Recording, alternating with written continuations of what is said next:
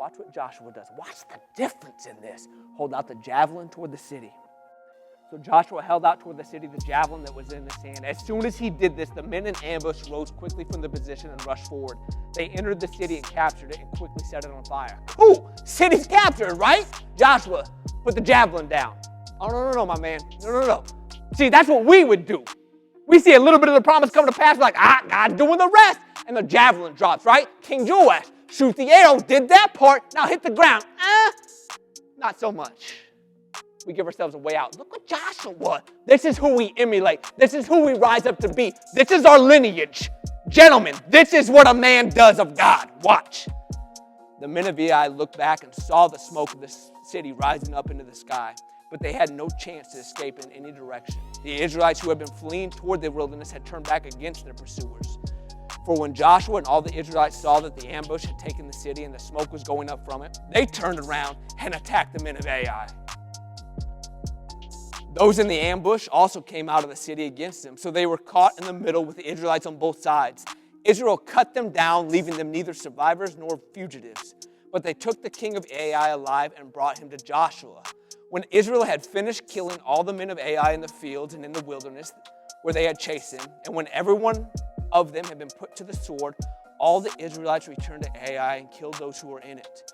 12,000 men and women fell that day. 12,000. Now watch this. All of the people of Ai. For Joshua, look at this. For Joshua did not draw back the hand that held out his javelin until he had destroyed all who lived in Ai. Look at this, baby. Look at this. Joshua, extend the javelin to the city of Ai, and I will give it to you. And as soon as he extends it, the ambush rises up, rushes in, sets it on fire. City's captured. Could have been done. Promise fulfilled, right?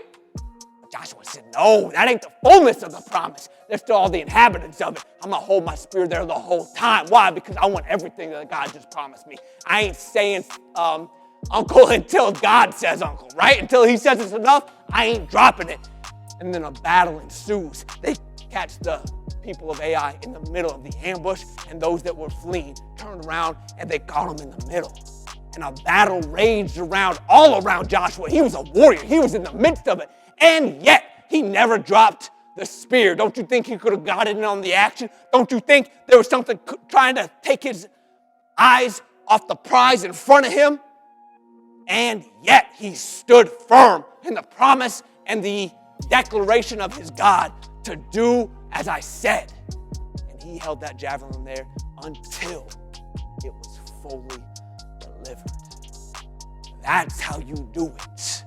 That was the secret of King David. That is the secret of Joshua, that when God speaks, do what he says, period, like you actually want to see it done.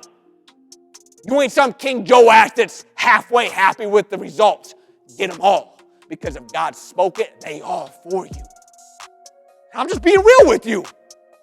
I'm telling you why we here doing this, speaking to hardly anyone, because we summoning nations with this. We ain't playing around with it. We holding the javelin at the promise. And the promise is nations. Surely you will summon nations you don't know, and nations you don't know will hasten to you. Why? For the glory of the Lord. Because the Holy One of Israel has endowed you with splendor. How are you going to back up from that?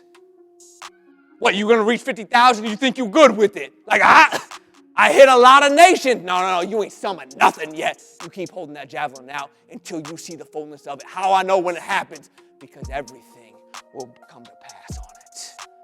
You don't go halfway and think, I've done enough. I ain't here trying to pound the ground weekly 3 times. I'm here to take the full quiver out and pound it until God says enough. And how am I going to know it's enough? When he takes me home. Ain't no less. Because I'm after well done, good and faithful. What you after?